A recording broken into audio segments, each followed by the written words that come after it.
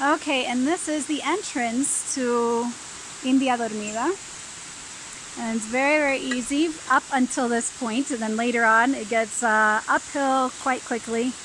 And this is Piedra Pintada, which means the painted rock.